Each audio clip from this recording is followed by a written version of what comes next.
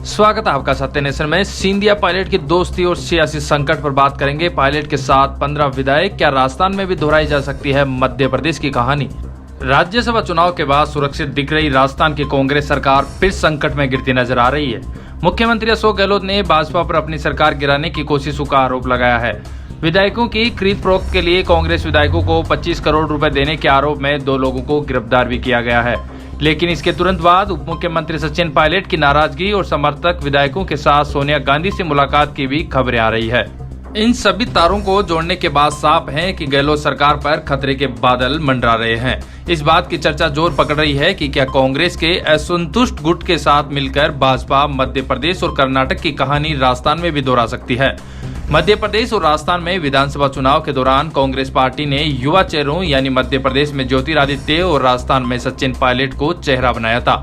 लेकिन कांग्रेस के सत्ता में आने के बाद दोनों युवा नेताओं की उपेक्षा और नाराजगी की खबरें सामने आई। सिंधिया को न तो मुख्यमंत्री पद मिला और न ही प्रदेश कांग्रेस अध्यक्ष पद। राजस्थान में पायलट को उप मुख्यमंत्री तो बनाया गया, लेकिन अक्सर गहलोत ने उनकी खटपट की खबरें मीडिया में आती रही। ज्योतिरादित्य और सचिन पायलट के बीच अच्छी दोस्ती रही है। इस साल जब मार्च में ज्योतिरादित्य ने भाजपा में शामिल होकर सभी को चौंका दिया था, तब सोशल मीडिया में अचानक सचिन पायलट ट्रेंड करने लगे थे। राजनीतिक जानकारों का कहना है कि अगर गहलोत पर सरकार पर सियासी सर्जिकल स्ट्राइक होती है तो उसमें ज्योतिरादित्य की भूमिका को भी इनकार नहीं किया जा सकता है, क्योंकि कमोबेश जो स्थिति कमलनाथ सरकार में ज्योतिरादित्य की थी वो वैसी ही गहलोत सरकार में सचिन पायलट की भी है। बार बार मुख्यमंत्री के साथ टकराव या अनबन की खबरें आती रहती है। राजस्थान की विधानसभा में दलीय स्थिति को देखें तो कांग्रेस के पास 107 विधायकों का समर्थन है। इसके अलावा सरकार में 13 निर्दलीय और 1 राष्ट्रीय लोकदल की विधायक का भी समर्थन है, यानी गहलोत सरकार के पास 121 विधायकों का समर्थन है।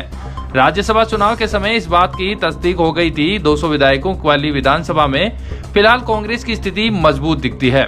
भाजपा के पास इस समय 72 विधायक हैं और उसे मौजूदा स्थिति में बहुमत जुटाने के लिए कम से कम 29 विधायक चाहिए। अगर ये मान भी लिया जाए कि फिलहाल जो 13 विधायक गहलोत सरकार के साथ हैं वह टूटकर भाजपा के साथ आ जाएं तो आंकड़ा 85 तक पहुंचता है। इक्का दुक्का और विधायकों को भी अपनी ओर करने के बाद भाजपा बहुमत के 101 आंकड़े से दूर दिखती है। कांग्रेस के पास अपने दम पर बहुमत है। निर्दलीयों के अलग होने पर तुरंत कोई प्रभाव पड़ता नहीं दिखता। फिर भाजपा के बहुमत के आंकड़े तक पहुंचने के लिए जरूरी है कि कांग्रेस में टूट हो। कांग्रेस के पास 101 विधायक है और पार्टी में टूट के लिए 2/3 विधायक चाहिए, यानी दल बदल कानून के हिसाब से कांग्रेस में टूट के लिए 71 विधायक चाहिए, जो संभव नहीं लगता। कांग्रेस के असंतुष्ट गुट के पास इतने विधायक नहीं है। फिर संख्या बल को मजबूत दिख रही गहलोत सरकार कैसे गिर सकती है। कांग्रेस के 2/3 विधायक टूटना संभव नहीं दिखते और निर्दलीय विधायकों के समर्थन की बात नहीं बनती दिखती। अब गहलोत सरकार गिराने का वही तरीका दिखता है जो मध्य प्रदेश में इस्तेमाल किया गया है। मध्य प्रदेश और राजस्थान में कांग्रेस की सियासत की समानता भी है। वहां ज्योतिरादित्य सिंधिया कमलनाथ सरकार से असंतुष्ट थे। राजस्थान में सचिन पायलट और गहलोत में तनातनी की खबरें आ रही है। अगर मध्य प्रदेश की तर्ज पर कांग्रेस के कुछ विधायक विधानसभा की सदस्यता से इस्तीफा दे देते हैं और निर्दलीय भी कांग्रेस के बजाय भाजपा का समर्थन कर दे तो गहलोत सरकार अल्पमत में आ सकती है। चर्चा है कि सचिन पायलट के समर्थक 24 विधायक हैं। इनमें कुछ गुड़गांव मानेसर की होटल में है। अगर मान लिया जाए कि सचिन पायलट की नाराजगी दूर नहीं होती है और उनके समर्थक सभी 24 विधायक इस्तीफा दे देते हैं, इससे कांग्रेस के विधायकों की संख्या तैयां सी रह जाएगी। अब भी अगर कांग्रेस का समर्थन करे निर्दलीय विधायक गहलोत सरकार के साथ बने रहते हैं तो उनकी सरकार बच सकती है।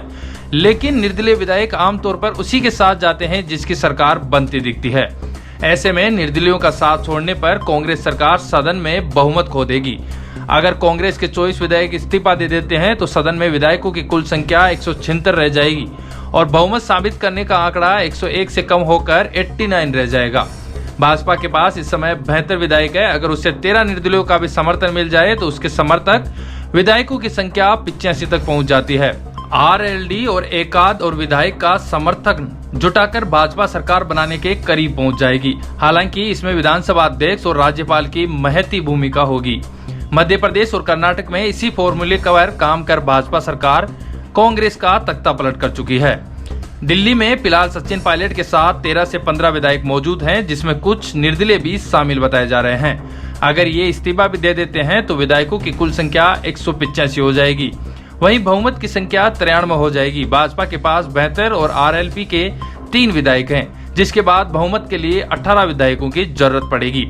आने वाले समय में देखना यह है कि क्या कांग्रेस में सत्ता पलट होती है तो बड़ा रोल सचिन पायलट का माना जाएगा, जिनकी अनदेखी की गई।